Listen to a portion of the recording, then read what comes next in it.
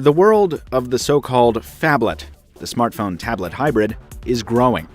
No longer confined to super high-end devices with ultra-modern specs, the phablet category now includes handhelds for a brand new type of buyer, the one who wants a huge screen but doesn't need a crazy feature set. Whether this new subtype ultimately succeeds or evaporates is anyone's guess, but it's a market Samsung has put a stake in with its Galaxy Mega 6.3, and one which HTC now looks to join with the brand new One Max. How does the One Max fare in this unproven new category? Let's find out. I'm Michael Fisher, this is Pocket Now, and this is our video review of the HTC One Max.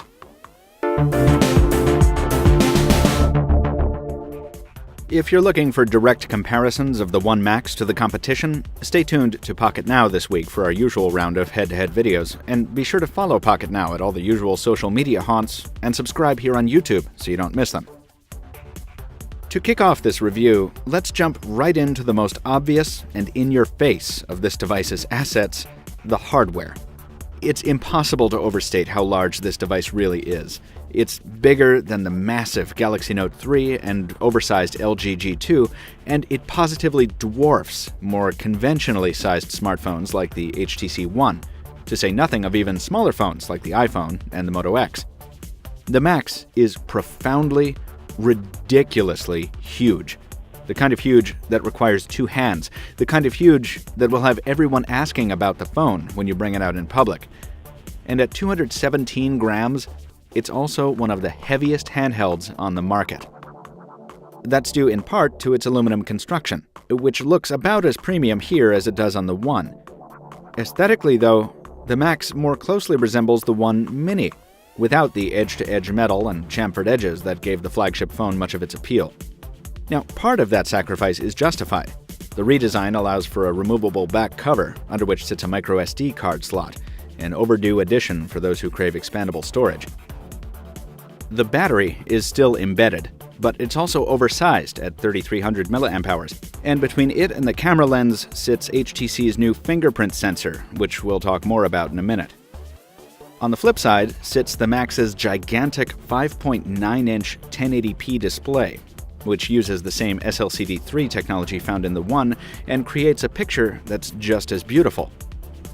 These benefits do a lot to offset the Max's few aesthetic compromises. And while we'd still like to have seen less of the Mini's design influence, this is still the most premium-feeling phablet out there. We just wish it was lighter and narrower because using it one-handed is a near impossibility. The One Max is also going to take some grief from spec fanatics due to its internals. The Snapdragon 600 powering the phone isn't a low-end system by any means, but those expecting the higher power Snapdragon 800 or a larger helping of RAM on this massive device will come away disappointed. Fortunately, on a well-made device, specs don't have as much to do with performance as you might think. And insofar as software goes, the Max is a well-made device. HTC has bumped the OS version to Android 4.3 here and overlaid it with a new version of its third-party UI, Sense 5.5. Now, in terms of performance, the enhancements here are limited. Sense 5 was as smooth an Android skin as we'd ever seen, with little room for improvement. So, HTC has brought upgraded features instead, enhancing its Blink Feed social browser with Instagram and Google Plus functionality, along with RSS support and tighter, smarter integration with Facebook, as well as the ability to remove Blink Feed from the home screen if you so choose. HTC's Gallery has also been given an overhaul, making an excellent but convoluted feature of the One somewhat less convoluted on the Max. It still takes a while to learn how to properly build a highlight reel from photos, videos, and Zoes, but the end result is more fun, because the user has more control than ever before. There's even the capacity to create animated GIFs. It's not as simple as it could be, but the new version of the Gallery is a rich, full experience that outclasses everything else out there, and it looks incredible on the Max's giant screen. The picture isn't so rosy in terms of security. The fingerprint scanner on the One Max is nothing like the one found on the iPhone 5S, which performs very well and results in a positive ID nearly every time on our review iPhone. The Max's scanner requires a more precise swipe gesture that's nowhere near as reliable. and the scanning window's position beneath the camera ensures you'll be constantly smudging your lens. That also makes unlocking the phone while it's sitting on a table tricky. Yes, you can opt to enter your password instead, but that's as cumbersome as another Mac's feature, using different fingers to unlock directly into an app. In fact, cumbersome is a good way to describe the entire experience of using a finger to unlock such a massive phone as this.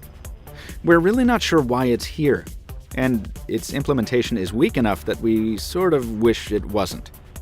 Thankfully, you don't have to use it. Sadly, HTC has also made no effort to include multitasking enhancements to take advantage of the larger screen.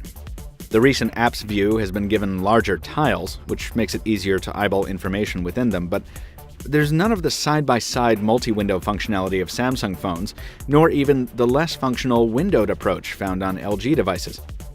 And while the Scribble note-taking app is actually more polished and attractive than many of Samsung's titles, there's no integrated stylus on the Macs, meaning you're forced to doodle with your finger, which is as unfulfilling here as it is on any other capacitive screen.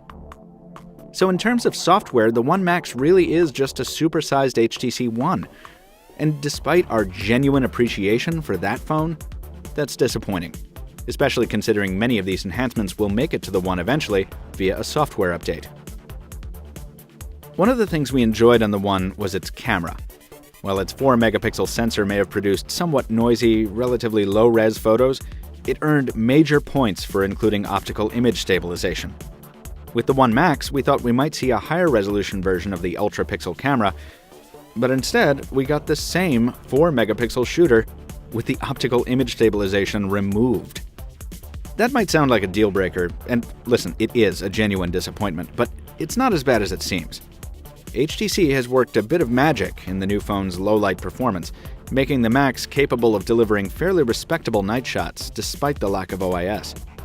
On average, they're still not as sharp as the Ones, but they did surpass our expectations.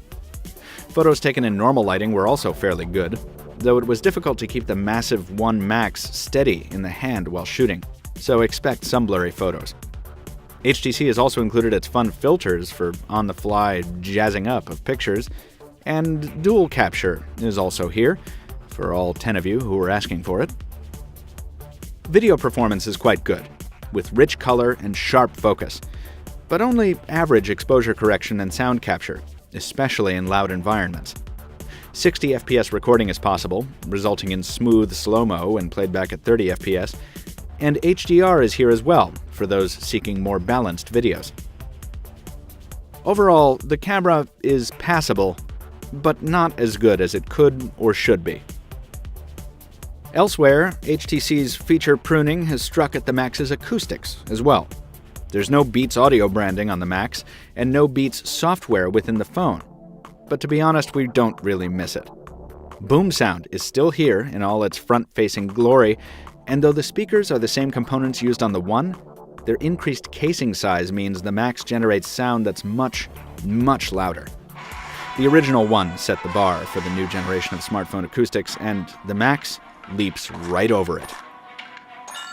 That performance shines equally well in terms of voice quality. During our 7 days of testing between London, New York, and Boston, the Max delivered rich, clear sound on both ends of the conversation, with excellent noise cancellation. And, no matter how hard we tried, we couldn't trip up the Max with even the most demanding games or heavy websites. Those concerned about the lack of a Snapdragon 800 should rest easy, because unless you really need that top-tier SoC, this phone will handle your every need. And thanks to its altered construction, it won't get as hot in the hand as its predecessors, which is nice. We'll have more in-depth impressions on battery life in our full review at Pocket Now, but the 3300 mAh power pack got us through more than a full day of use on HSPA networks at home and abroad. And we're talking heavy use. Ultimately, the HTC One Max is something between a supersized HTC One and an ultra-sized One Mini. But we can't help but wonder who was asking for that. If you're one of the few people who looked at the original One and said, "This needs to be bigger," well, the Max will suit you fine. But for the vast majority of folks, this phone is likely to come across as just too big and too heavy to justify its marginal improvements. especially considering the compromises it makes along the way. So, while we give the One Max the same score as the Samsung Galaxy Mega, we're still left wondering just who exactly this phone is for. Is it for you? Yes? No? Let us know down in the comments below, and toss us a like if you did enjoy this video review. The full written review of the HTC One Max will be available at pocketnow.com very shortly. We'll drop a link down in the description when that goes live, and we will also have a full set of comparison videos published here on YouTube just as soon as we can film them. Until next time, this has been Michael Fisher with Pocket Now. Thank you so much for watching, and we'll see you soon. Let's find out. I'm Michael Fisher, this is Pocket Now, and this is our footy review. Footies, pajama footies.